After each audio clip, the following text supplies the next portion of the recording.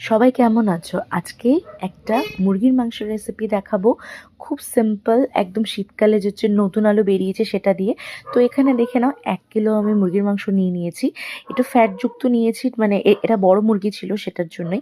তার সাথে দেখো লবণ হলুদ দিয়ে দিলাম, তার মধ্যে একটু গোলমরিচ গুঁড়ো দিয়ে দিলাম, তার মধ্যে জিরে গুঁড়ো, ধনে গুঁড়ো, লঙ্কা গুঁড়ো, যেগুলো আমাদের বেসিক মশলা থাকে সেগুলোই দিয়েছি। আর এটা না খুব তাড়াতাড়ি হয়ে যায়। তো রান্নাটা এটা করে খেয়ে দেখো, দারুণ লাগে খেতে। তো এখানে তেজপাতা, টক দই, একটু সর্ষের তেল, আদা বাটা আর দিয়ে দিয়েছি। আর এখানে পেঁয়াজটা কুচি দিয়েছি, রসুন কিন্তু পেস্ট দিইনি, এখানেই আসল টেস্ট। কারণ রসুন এভাবে কোয়া শুদ্ধ দিলে দারুণ লাগে খেতে। এখানে লঙ্কাগুলো স্লিট করে দিয়ে দিয়েছি। তো এখানে ভালো করে মেখে আধা ঘন্টা রেখে দেবে। তারপরে কড়াইয়ের মধ্যে তেল আর জিরে গুঁড়ো আর একটু চিনি দিয়েছে কালারের জন্য। তো ভালো করে গরম হয়ে গেলে মাংসটা ছেড়ে দেবে। এটার মধ্যে কিন্তু কোনো জল যাবে না, মানে যেহেতু এটা পুরোটাই কষা মাংস হবে, নিজের থেকে জল বেরোবে।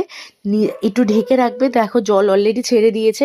এভাবে জাস্ট হচ্ছে কষাতে লাগবে, মানে পুরো রান্নাটার টেস্ট যতক্ষণ তুমি ভালোভাবে কষাতে পারবে সেটার উপরেই আসল স্বাদটা আসবে। তো ভালো করে কষিয়ে যেতে হবে। দেখতে পারবে সাইড থেকে তেল অলরেডি ছেড়ে ছেড়ে আসছে। আমাদের মাংস রান্না কিন্তু একেবারেই কমপ্লিট, এতটাই সহজ। কোনো গেস্ট আসলে যদি জলদি কোনো কিছু আইটেম বানাতে লাগে, তো যদি ফ্রিজে চিকেন থাকে ঠিক এইভাবে বানিও, দারুণ খাবে।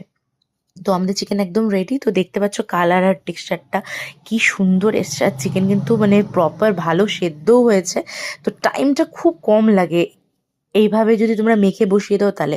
তো চলো আমি একটু রাইসের সাথে টেস্ট করে নিচ্ছি। তো আলুটা দেখতে পাচ্ছ কতটাই নরম হয়েছে, আর মাংসের পিসটাও দারুণ নরম হয়েছিল, আর খেতে কিন্তু অসাধারণ হয়েছিল। তো আমার এই সিম্পল রান্নাটা কেমন লাগলো সবাই জানিও।